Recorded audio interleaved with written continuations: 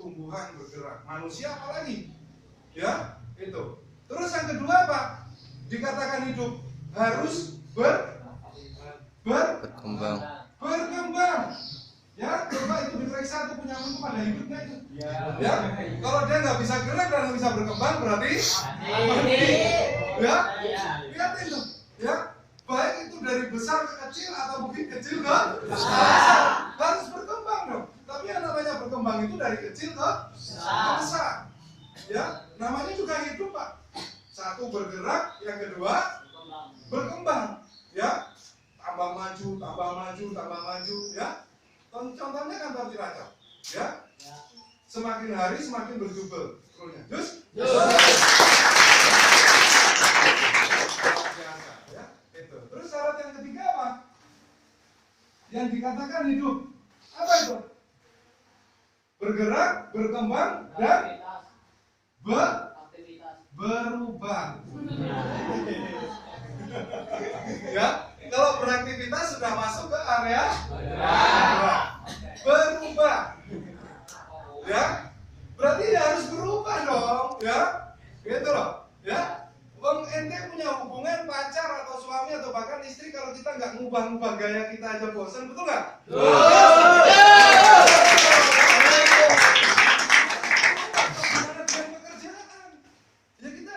Diri kita yang tadinya nggak ngerti, kita harus jadi ngerti. Yang tadinya kita tukang jero, kita harus selling dong. Yang tadinya kita cuma teknisi, sekarang kita jadi supervisor, nanti jadi manajer.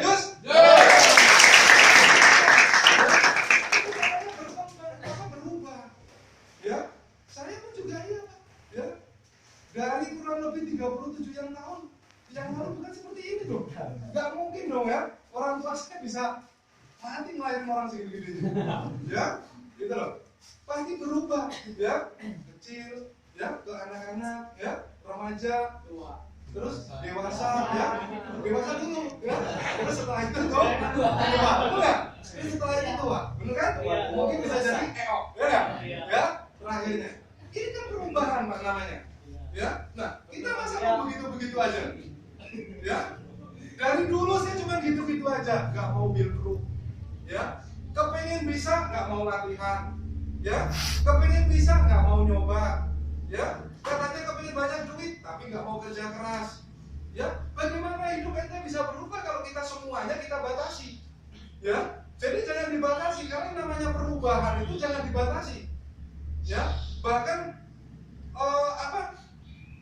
jalannya hidup sebuah ulat aja, dia nggak pernah membatasi dirinya. Dia terus dikembangkan sampai dia menjadi sebuah kupu-kupu, dia berkembang lagi, dia regenerasi, balik lagi untuk jadi ulat lagi, kembali lagi menjadi kupu-kupu. Dan ini bukan suatu perjuangan yang mudah. Ya, makanya dari itu apa? Kita lakukan apa yang mau kita kejar itu seperti kayak Anda lagi melakukan ibadah. Ya, saya gunakan ilmu-ilmu yang sederhana aja, ya. Kita nggak usah menggunakan yang nyeleneh, pakai teorinya John C. Maxwell, ya, pakai teorinya Mario Teguh, pakai teorinya mungkin Riana, ya, dan sebagainya. Nggak usah, kita pakai yang realita aja, ya. Bagaimana cara membuat diri kita itu bisa melakukan dan kita itu pasti bisa mencapai hal tersebut? Kayak Anda lagi melakukan ibadah aja. Kenapa Anda mau melakukan ibadah? Karena kunci utamanya kita harus mati. Kalau Pak Hendro di sini bisa tes program, saya yakin kalian semua di Cilacap bisa tes program. Apa bedanya? Bedanya cuma nama, bedanya sama mungkin punten minta maaf jenis kelamin. Kalau dia mungkin kebetulan cowok, Anda cewek. Ini yang katanya cewek. Mungkin beliau kebetulan usianya sekarang sudah mencapai 26 tahun. Mungkin Anda yang bisa jadi adiknya atau bahkan di kakaknya. Gak dibedakan kok. Apakah dibedakan dari segi produk? Tidak. Ya, kalau Pak Hendro produknya khusus ini, kalau Anda mungkin pakai ini. Enggak. Sama-sama common, sama-sama express. Territory juga nggak dibedakan. Ya, semuanya boleh, bebas. Target jumlah serinya juga nggak dibedakan. Semuanya bebas. Boleh Anda 2 set, 5 set, bahkan kalau mampu 1 hari 1 gudang, boleh. Ya, nggak ada pembatasan. Berarti apa? Tunjukkan jati diri Anda, bahwasanya Anda meyakini kalau orang lain bisa, saya pun juga bisa. Yakin. Kenapa kita mau ibadah? Padahal sampai selama ini orang yang masih hidup, mungkin kalau misalkan ditanya, kamu pernah lihat neraka? Belum pernah. Kamu pernah melihat surga? Belum pernah. Tapi kenapa dia bahkan sampai mau bawa bom, Pak? Kalau dia tuh yakin nanti jihad seperti itu katanya Masuk surga. masuk surga. Karena dia yakin, Pak.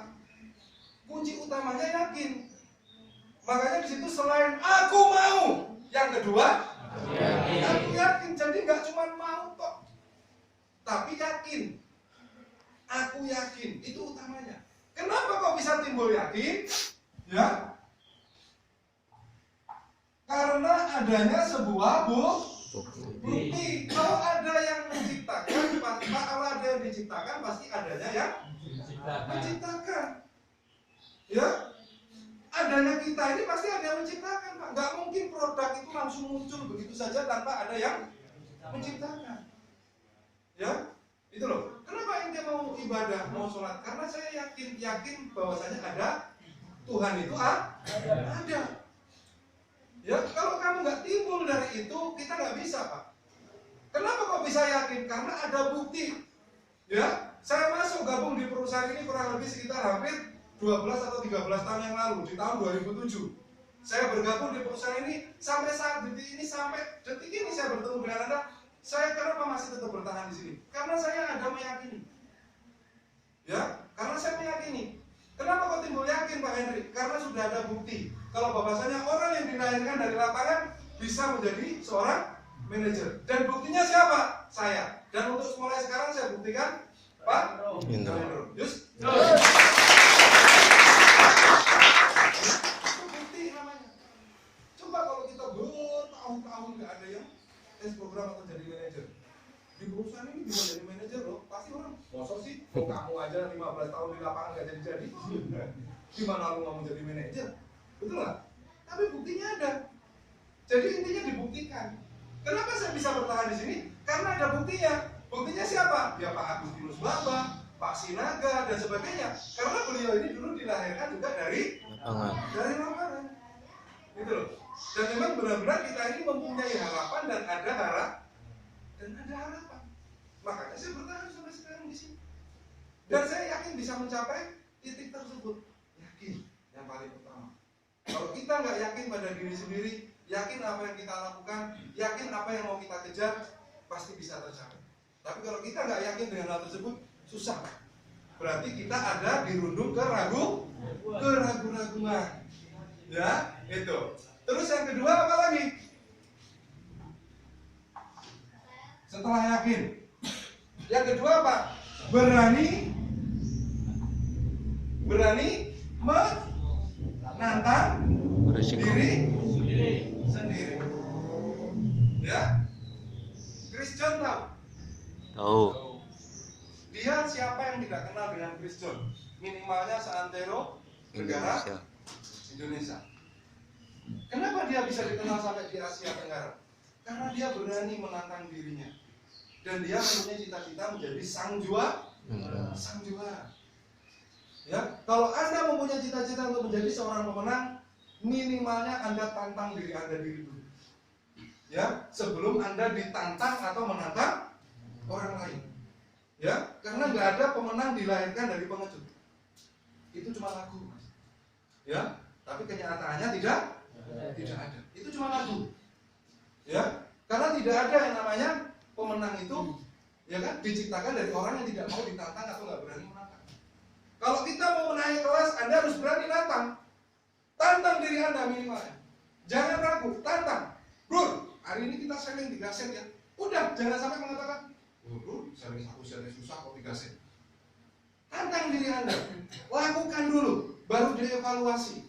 Jangan Anda menantang diri sendiri aja nggak berani, gimana Anda nanti ditantang atau nantang orang lain.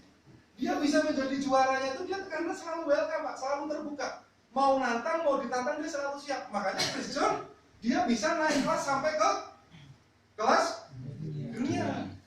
Coba kalau dia nggak berani nantang atau nggak berani ditantang, mungkin dia cuma kelasnya di Purbalingga aja. Ya, cuman hanya petinju tingkat kabupaten sama kayak kita.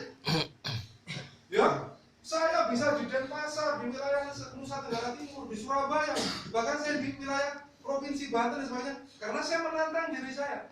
Biar saya diakui menjadi pemenang, biar saya bisa menjadi sang juara. Kalau saya hanya ruang lingkup di Kabupaten Banyuwangi saya atau di kabupaten saya sendiri, ya berarti saya cuma jago kandang, Pak. Siapa nanti yang akan mengenal saya? Tidak ada yang pernah ada yang mengenal. Dan kualitas saya masih belum terukur atau terbukti. Makanya belajar, berani nantang diri sendiri. Ya, ngomong sama manajernya. B, minggu ini saya punya target 25 poin untuk saya. Ya, kalau misalkan saya tercapai, saya minta reward tasbih. Tapi kalau misalkan saya nggak mencapai 25 poin, saya siap dihukum. Mungkin mau dicoret-coret pakai tepung, mungkin mau apa. Itu namanya nantang diri, Pak. Jadi ada reward, ada punishment-nya. Akhirnya kalau nggak mencapai, aduh, nanti saya malu dong ini, tak coret-coret sendiri muka saya pakai tepung. Ya, tapi kalau bila mana nanti Anda menang, Anda bisa dibanggakan. Oh, ternyata saya punya kualitas juga. Berarti saya ini juga sama seperti orang lain juga. Begitu. Berarti minimalnya berani menantang diri sendiri ditantang. Ya. Kalau orang zaman now atau orang zaman sekarang kadang takut nantang dirinya sendiri, tapi dia berani nantang orang lain. Ya. Yang pertama itu kalahkan dulu diri sendiri, kalahkan. Be yourself tadi kalahkan dulu kita. Ya. Kontrol dulu diri kita. Jadi ditantang, punya target. Bisa? Bisa buat kalian. Ya. Tantang dirinya sendiri. Terus yang nomor 3, berani berkorban, ya, dan nah, jangan takut, Pak. Jangan takut berkorban atau bahkan mengorbankan. Kita mengorbankan waktu kita mengorbankan tenaga kita mengorbankan kesempatan kita. Yang tadinya kita harusnya nyantai di rumah, ngobrol, kumpul dengan teman-teman kita di kampus dan sebagainya, kita korbankan waktu tersebut, kita gunakan untuk aktivitas demi mengejar cita-cita. Ya, berani berkorban. Ya, ente mau kepengen masuk surga aja, ente mau kepengen konon mau masuk surga aja, ente juga harus berkorban. Ke neraka aja juga sama.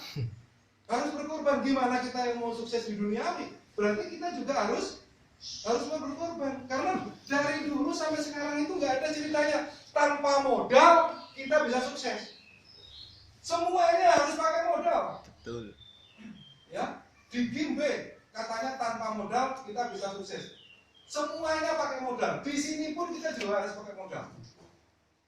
Ya, apa ini? Bukan modal. Coba gue lihat pitching yang esok. Berarti modalnya bokong. Ya kan? Pakai modal. Baik itu tenaga, baik itu waktu, baik itu pikiran, atau bahkan mungkin pakai modal. Karena di dunia ini nggak ada yang gratis. Mau kita mau kencing aja bayar. Betul. Gimana Anda yang mau sukses meraih keberhasilan yang begitu luar biasa? Itu yang saya katakan. Berarti semuanya harus pakai modal, Pak. Pakai modal. Kalau kita nggak punya uang, kita pakai modal tenaga kita. Kalau kita nggak punya uang, kita pakai modal waktu kita. Kalau kita nggak punya uang, kita pakai modal pikiran kita. Itu bisa dikatakan tidak modal memang iya, karena dalam konotasi uang. Tapi kalau dalam konotasi modal, tetap syarat mutlak untuk orang yang sukses harus mengeluarkan modal, tapi belum tentu berupa uang. Tapi tenaga, pikiran dan waktu. Masih tetap menggunakan modal ini. Apa sekarang yang gratis, Pak? Saya di perusahaan ini bisa mencapai hampir 13 tahun. Saya berkorban. Ya, mengorbankan waktu saya yang seharusnya saya tiap hari bercengkrama dengan anak istri saya. Saya korbankan waktu saya untuk bekerja. Saya korbankan waktu saya untuk merantau sampai kemana-mana.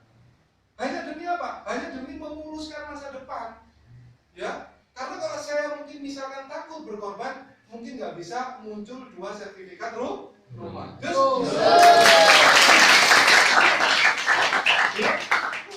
coba ya nggak? Manfaatkan akses yang ada.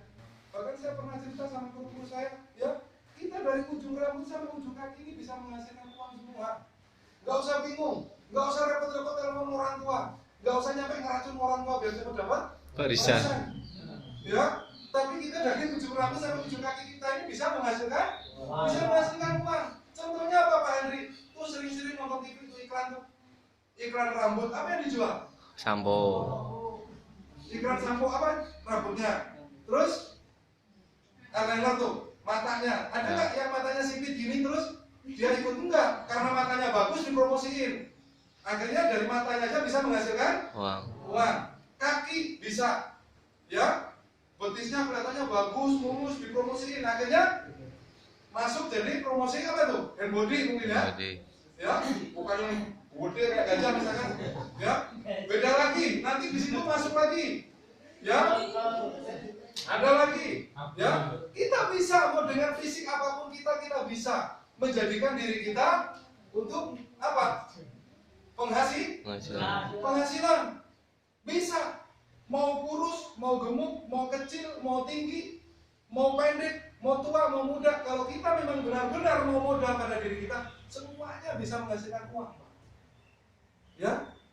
Bahkan semalam saya cerita sama kru saya, ya, orang jelek, cantik, ganteng semuanya dikasih kesempatan jadi kaya. Tapi cuma satu toh, Pak. Orang malas jadi kaya itu nggak ada.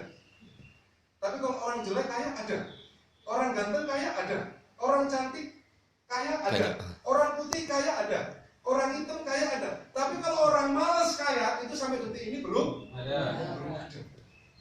Ya, orang gemuk kaya banyak, orang kurus kaya banyak. Ya, tapi yang satu itu aja orang malas nggak bakalan ada yang namanya kaya. Banyak orang-orang yang bekerja keras itu aja. Ya, jadi kita tenangkan diri kita. Kita ini udah dikasih aset. Ya, kita dikasih aset, kita sudah dikasih modal, ya. Malah kadang kita dibantu dari segi pendidikan. Baik itu pendidikan formal atau juga non formal. Kita manfaatkan. Ya, karena yang namanya kesempatan itu tidak akan pernah datang dua kali. Contohnya saya pribadi, Pak. Sekarang usia saya sudah mau menginjak 37 tahun. Ini saya nggak bohong ini. Walaupun sekarang ini lagi musim hoax, tapi saya ini bukan kabar hoax. Karena ini real. Saya kelahiran bulan 3 82. Tanggalnya nggak tahu itu. Ya, masa aku nggak ngucapin ulang tahun tapi jangan. Ya. Jadi bulan 3 besok itu saya pas di 37 tahun. Ya. Kenapa kok saya ngomong kesempatan tidak datang dua kali? Karena saya nggak mungkin Pak kembali lagi ke 17 tahun.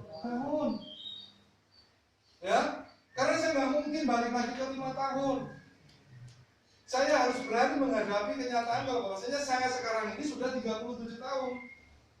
Berarti apa yang harus saya tindak, apa yang harus saya lakukan, saya harus mengerti. Kalau bahwasanya selama masih nyawa ada di badan kita, berarti hidup masih tetap berjalan. Dan jangan takut. Ya, karena apa? Semua manusia yang hidup di muka bumi itu hanya menjalankan yang namanya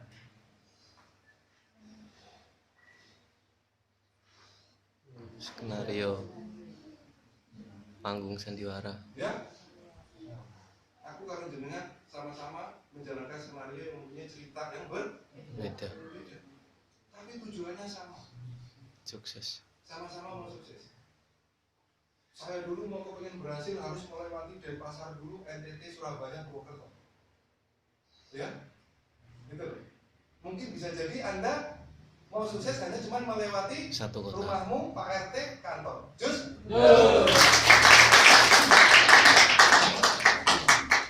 Kita cuma menjalankan skenario ini, ya.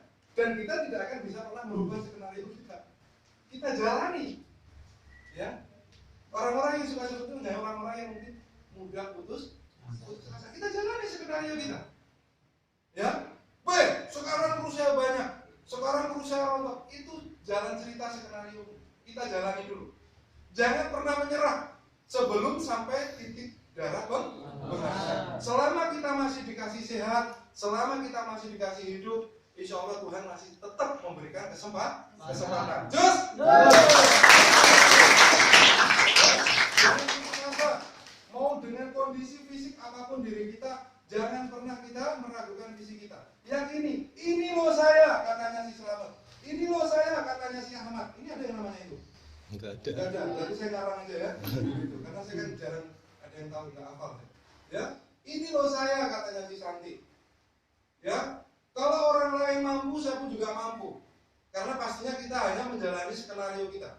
Mau bagaimana jalan hidup, cerita hidup saya. Dan kita merubah cerita hidup kita bisa bagus, merubah hidup kita bisa jadi buruk, itu bukan karena takdir. Tapi bagaimana kita menjalaninya.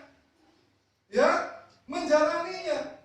Makanya di 1 bulan yang lalu saya pernah ngomong, ya kan, mungkin agak sedikit menyakitkan. Orang yang mengatakan ini memang sudah takdir saya berani mengatakan kamu orang sakti.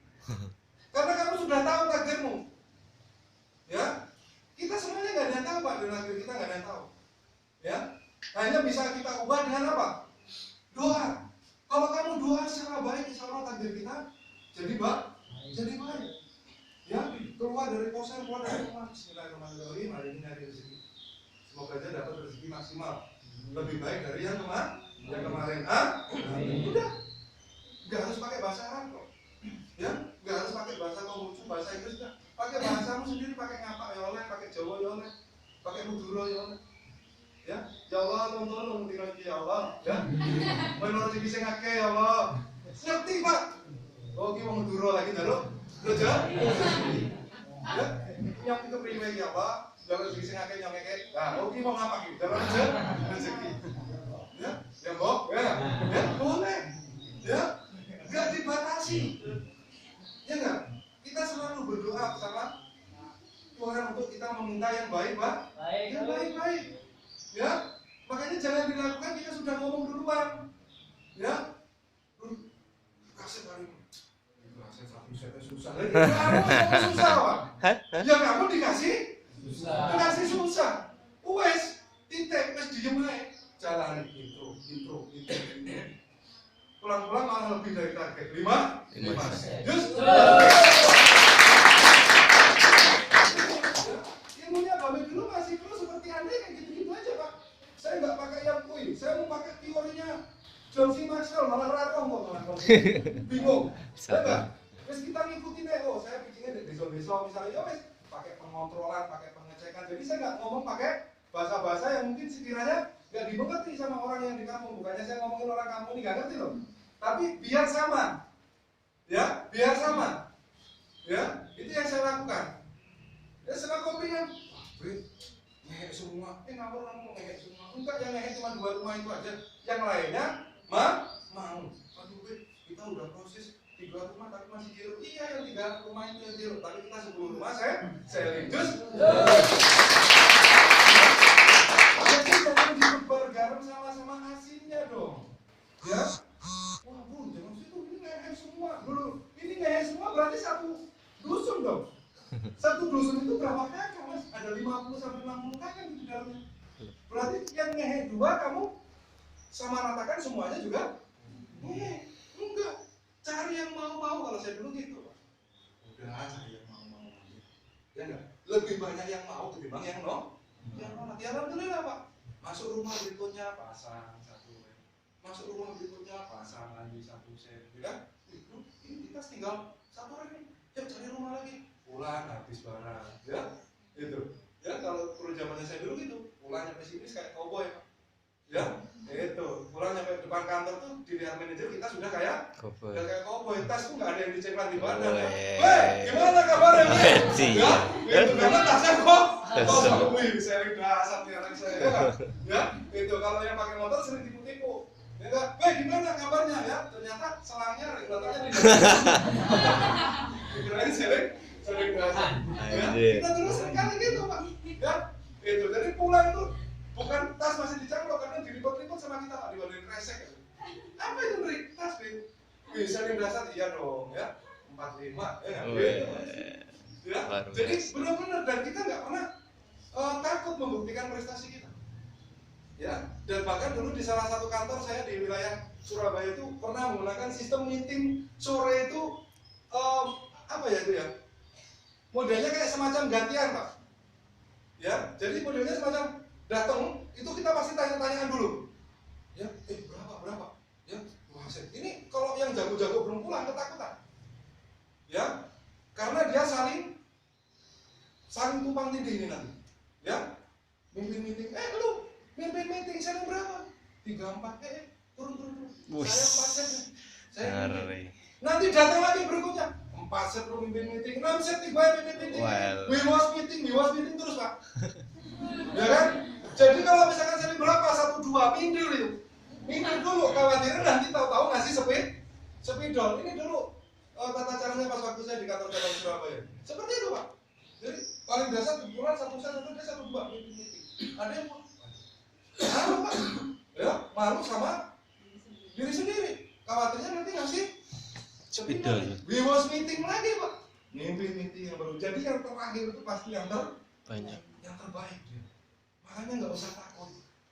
Ya, gitu loh. Bukannya saya mengajak Anda untuk yang paling terakhir, bukan. Jangan takut mendahului atau bahkan didahului, tapi harus punya prinsip. Kalau memang bisa cepat, ngapain nunggu lambat? Kalau memang Anda bisa lari, ngapain jalan kaki, Pak? Kan begitu jawabannya. Pak Hendro, bulan ini boleh tes program duluan. Ya nggak?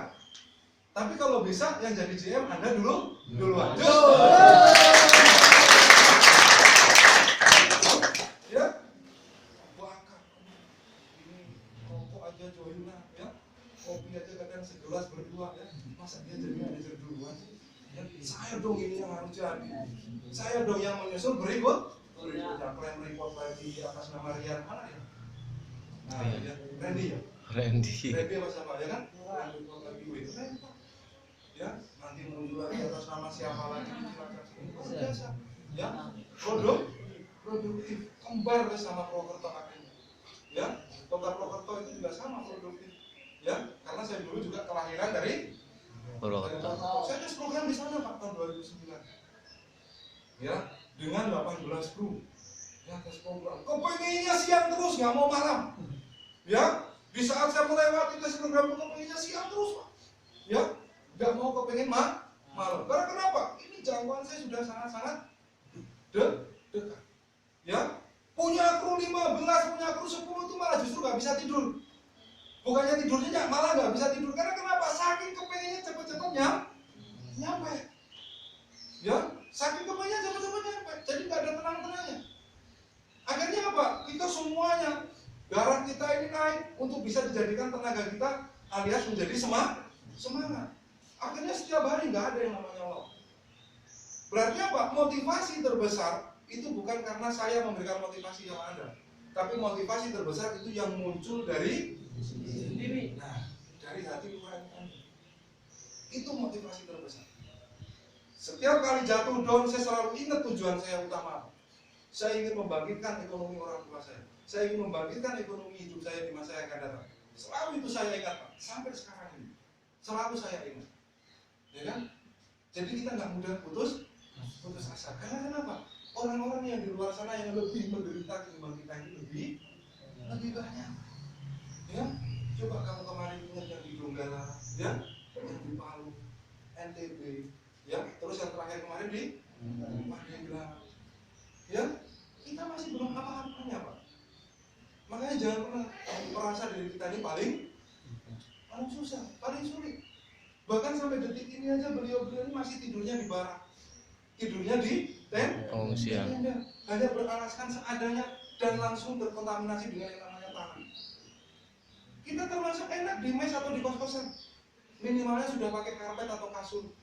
Kalau hujan Anda juga nggak bingung kalau kena banjir. Coba kalau yang di tenda pengungsian, ya, mandi ngantri masih belum seberapa, ngantrimu paling cuma 19, 20, 30 orang. Kalau di pengungsian ribuan nih, lebih susah mana. Dan bahkan saya kemarin membaca artikel ya di Yusuf, ya, ada seorang bapak jauh-jauh merantau ke Jakarta membawa anaknya, tidurnya itu setiap hari itu di kolong jembatan hanya beralaskan karung yang isinya rongsokan plastik. Setiap hari dia kehidupannya seperti itu. Kenapa kita selalu merasa diri kita ini paling menderita? Disyukurin. Dapat sedikit bersyukur, dapat banyak lebih lagi bersyukurnya. Gak dapat juga bersyukur. Kenapa? Kita masih dikasih kesempatan lagi berikutnya. Ya, jangan mudah putus asa. Yang kemarin zero, balas hari ini untuk bisa dasar. Yang kemarin dasar, balas hari ini minimalnya dipertahankan. Just. Atau bahkan kita menyalahkan alam. Hujan, ya. Itu regulasi alam. Anda melawan alam sama aja melawan sama Tuhan. Ya, ini memang udah musimnya. Memang mungkin kalau bagi kita agak sedikit terganggu, terganggu. Tapi berkah untuk bagi umat jutaan. Siapa itu? Khususnya bagi petani. Kalau nanti dikasih kemarau terus bertahun-tahun kita malah nggak makan. Makanya ada hujan, biarin nggak apa-apa. Toh juga hujan sama panas lebih sering panasnya kok ketimbang hujannya. Betul nggak? Lebih sering panasnya Pak. Hujan paling 1 jam, 2 jam, sehari 2 hari rampung. Tapi panasnya ini sekarang panas. Ya kan? Nanti paling ada hujan cuma sejam habis itu rampung lagi. Nggak usah diseselin. Karena ini regulasi alam.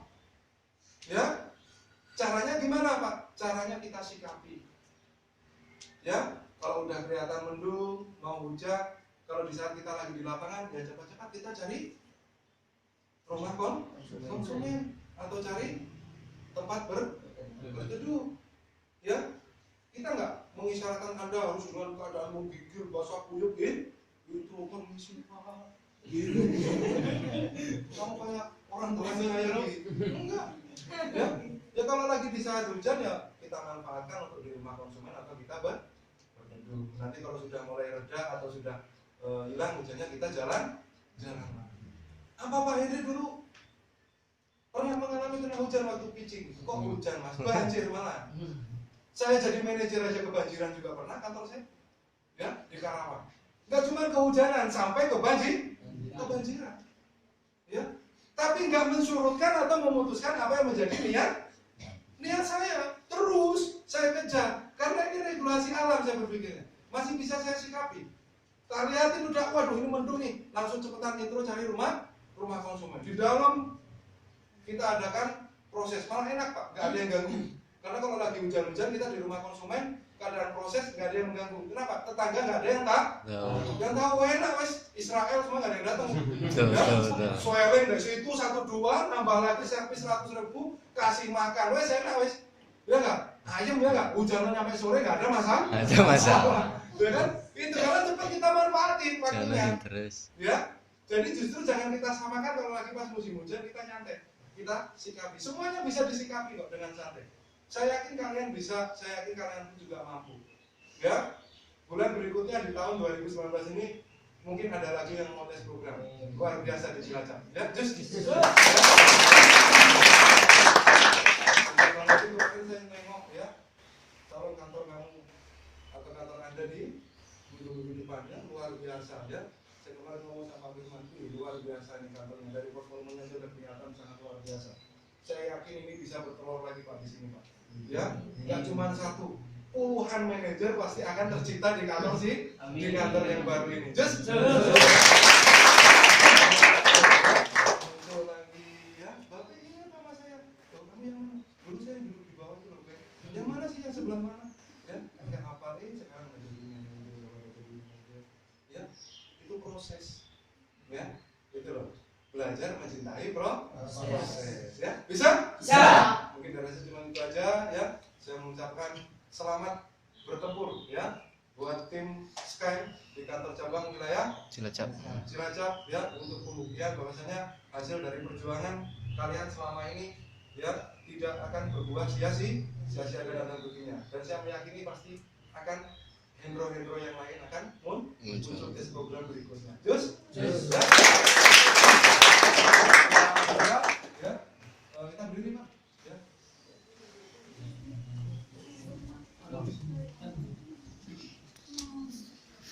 Kita berdoa ya menurut agama dan menurut kita masing-masing. Semoga kita kedepannya dikasih kelancaran ya, dan juga dilindungi dari segi keselamatan dan juga kesehatan kita ya, dan juga dikasih kesempatan untuk menghibur ya, karena segala sesuatunya itu semuanya datang dari Tuhan. Kita menerima dengan secara terbuka ya, sangat luar biasa ya. Harapkan ada berikut-berikutnya untuk bisa mengalami tes programnya. Kita menangkan diri kita sejenak ya. menginginkan yang terbaik untuk hari ini dan seterusnya ya. Doa dipersilakan.